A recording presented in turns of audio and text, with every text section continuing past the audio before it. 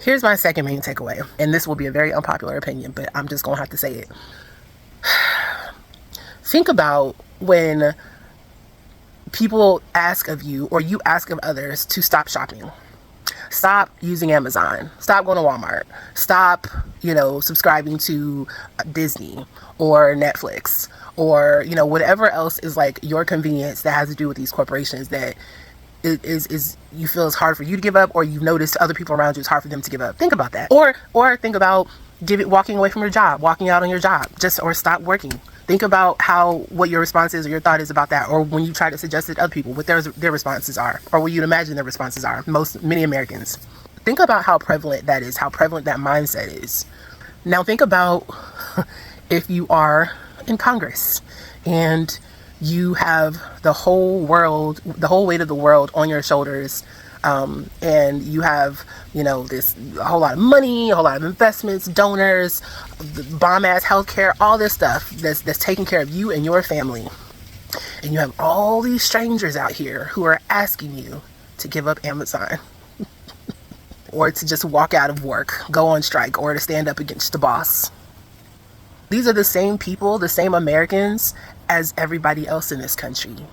The mindset, the same way that you or your family, your friends, your neighbors are often feeling the need to protect yourselves, look out for yourself, take care of yourself, finding it hard to part with your comforts, your conveniences, your safety, your stability. I'd imagine a lot of that's the same for the people in Congress. Now, of course, I imagine you're probably thinking similar to what one of my homegirls mentioned to me when I was pointing this out to her earlier this year with the big beautiful bill situation. People in Congress, politicians, they signed up for this. We didn't, right?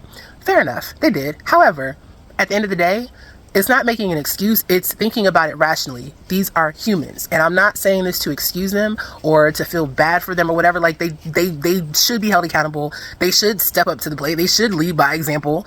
They should do what everybody else is not willing to do. But hashtag guys, reality. They're not going to. That's just like it's one thing to want somebody to do something, and it's another thing for them to actually do it or be willing to do it. Do you see the difference there? So just because we think that they should and feel that they should, that doesn't mean that they're going to. So I'm mentioning this from think about this rationally of why this is going to continue to be an issue and a problem in this country, especially like I said before, as long as, everybody's been saying, many people have been saying it, as long as the corporations and the dollar bill is ruling everything in this country, this is going to continue to be the case. People are afraid, to stand up and to push back and to stand out, be the only one. Hell, we can even see this in music and entertainment and everything, the arts, of how much people are these days are not really trying to be different, be unique, be weird. I'm just saying, it takes a certain amount of courage to stand up and do the right thing, especially alone, and especially in this country, and especially now with where we are in time. That's just not what the culture and the mindset is here. And it's from, the everyday person, like your neighbors, your family, all the way up to the top.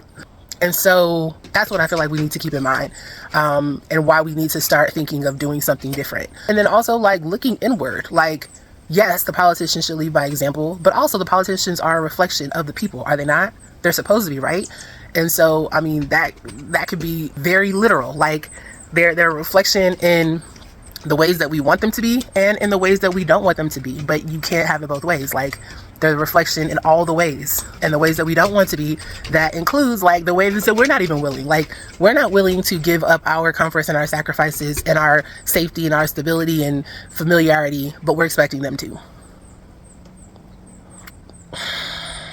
It's possible to do it that way. I'm just saying, it is good luck. I feel like this is a good example where maybe we need to be the change that we want to see.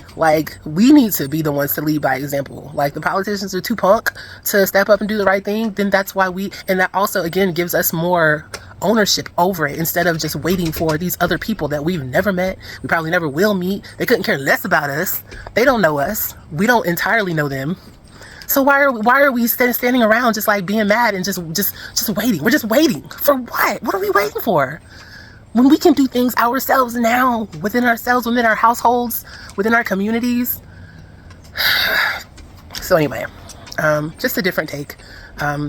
This we can't keep living like this. It can't keep coming. This is ridiculous. Like, when y'all think this is ridiculous, this big monster of a system in America, it's too big for a handful of people to keep trying to be the ones to save the day, especially with the American mindset. It's not going to happen, guys. If it does, it'll be a miracle. But guess what? We should not be sitting around waiting for a miracle. Let's create our own miracles for a change.